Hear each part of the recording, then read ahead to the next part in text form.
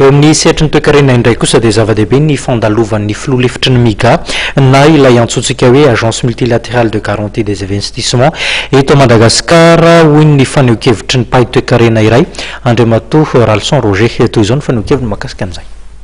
Zava-dehibe ary antenaina fa isy fiantraikany eo amin'ny toe-karem-pirenena ny fandalovan'ny filoha lefitry ny miga eto amintsika raha ny hevitry ny mpahy toekarena Ralson Roger. Hitantsika moa fa ny toe-karentsika zao tena latsaka ambany dia ambany mazava ho azy zany fa tsy maintsy militsika mpampiasa vola ho avy eto amintsika mpandraraza dia za moa mirona foana am'le hoe andao le mpandrara malagasy dia notoanatsika mba afaka tsara isehatra amin'ny lafiny hoe olona sy madinika salasalana fa raha ho avy ny avy any ivelany a dia mba famenony reny a mba ahafahana isy ny faninanana ao anatiny tokony izy ny zavatra misy nefa rahantsika malala fa misalasala tokoa ny fatongavany ny avy any ivelany eny fa nany eto amintsika totoerana azy zay niarany renyle serasera samy hafa reny ka fatongavan'le ga io zany a dia veriko fa zava-dehibe io fa tsara fatariny ihany kosa angamba hoe avaiza moa tena loha ranombola inona ny tena fipetrapetraka izy ireo a ahoana ny fafana zany a miditra amin'izy io a so misy takanony mety tsozakany ny mpandrara malagasy izy io a dia ny vahiny fotsiny mahazo tombony zay angamba no tsara petraka izanaty zany azy anefa mety zay a ame fatokisana ny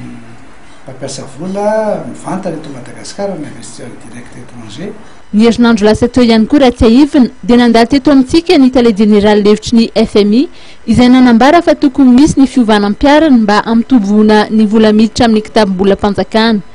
Vidina lafo raha nanambarany ny subvention na ny fanampiana omena ireo sehatra tsy miankina toy ny amin'ny resaka solika sy ny angovo ka tokony isy ny fanamboarana atao. Nano ny heviny mikasika izany moa ny professeur Ralson Roger. Tokony anana zany ny mpitondra firenena anankiray a fahafana miady hevitra mifandesy lahatra zany amin'ireny mpamatsy vola ireny zareo ane petrakevitra ny ataony zay zany ny foto-kevitra petrany hoe tsy maintsy zao ny ataonareo tsy maintsy zao raha tsy zany dia zao hitantsika voagny zao tao Egypta mikaikaina ny mitaraina ny vahoaka satria miakatra 20% ny viditsolika satria nesorona ny vola fanampiny ho an'ireny tobitsolika ireny le subvention zany ka raha misy zatra mitranga zany a mora ny tenenana avy eo hoe ny anay io sosikevitra fa nareo ny tompony a ka raha fantatrareo fa tokony tsy ety a tokony tsy natonareo. Andrasana amin'ny tsy volana Mey ity ny fampiakarana ny vidin'ny solika. Ny solitenan'ny FMI izay nandalo teto amintsika moa dia nanambara fa isy ny antsoina hoe filet de sécurité mba hanampiana ny vahoaka tena sahirana toy ny efa nampiarina tany Jordanie sy Indonésie. Tsy misy ny maharatsy zany raha ny hevitry ny mpahay toe-karena Ralson Roger.